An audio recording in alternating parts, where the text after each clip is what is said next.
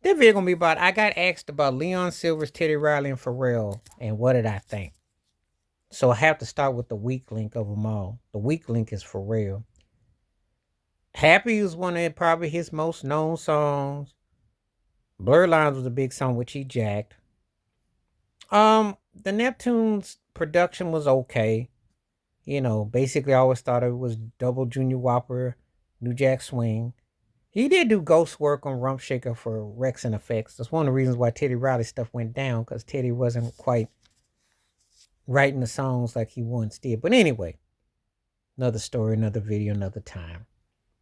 But the interesting thing about the realities of it is that, you know, they've been successful. Pharrell's had a quite a successful career. I'm not the biggest fan, but he's had, you know, but ask me to rank in these are producers strictly from production, 1 through 3. Pharrell is definitely gonna be on the third end of the stick because, again, even though what they did sonically and whatnot, he never really hit on himself. He's had some hits he's been associated with, but and no Get Lucky with the Daft Punk and Nile Rodgers, but how much more of that was because of them? He just happened to do the hook.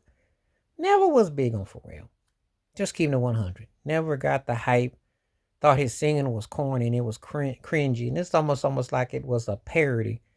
But he tries, though. I remember that front video had me rolling because I was laughing. I'm like, this turkey can't be serious. But people buy it.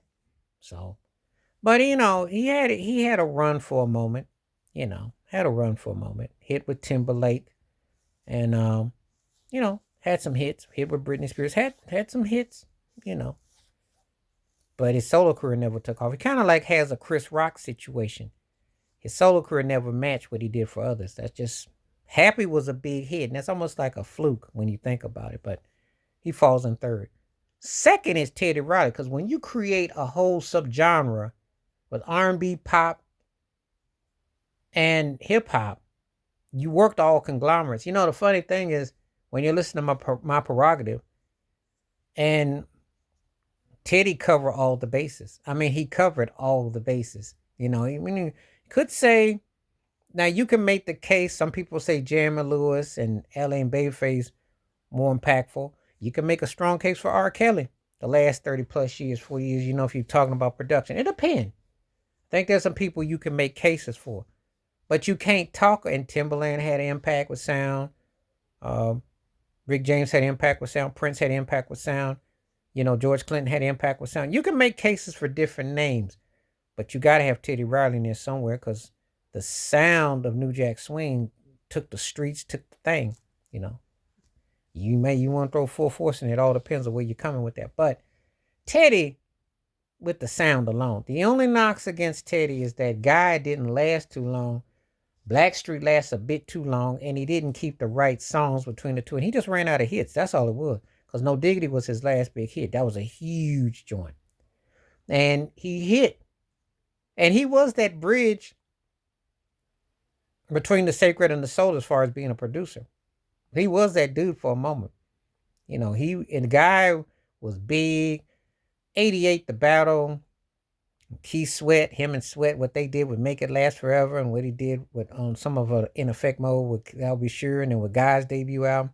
I mean, and up until working with Michael Jackson on Dangerous. I mean, Teddy couldn't do no wrong for a moment. I mean, he had the sound. He was definitely, but again, it wore a wave because again, he wasn't much of a vocalist and he wasn't the deepest of writers. But the greatness of what he did with the sound was impacted. So, and I will give him that second place. Leon Sylvers number one. Come on now. Between his after the Sylvers, what he did with Dynasty, what he did with the Whispers. Come on, parts of a little bit working with everything he did on Solar.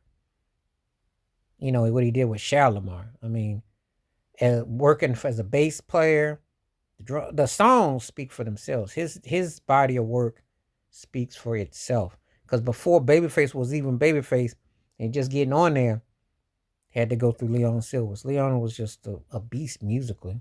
Distinctive sound, distinctive flavor, distinctive flair. So, had the LA sound, had a distinctive groove. When you listen to the productions, you can still feel it. It just had like a country finger snap kick to it, and it just grew. So I wanted to give a shout out. And this is a no brainer. Leon Sylvers would be first, and Teddy would be second, and Pharrell would be third.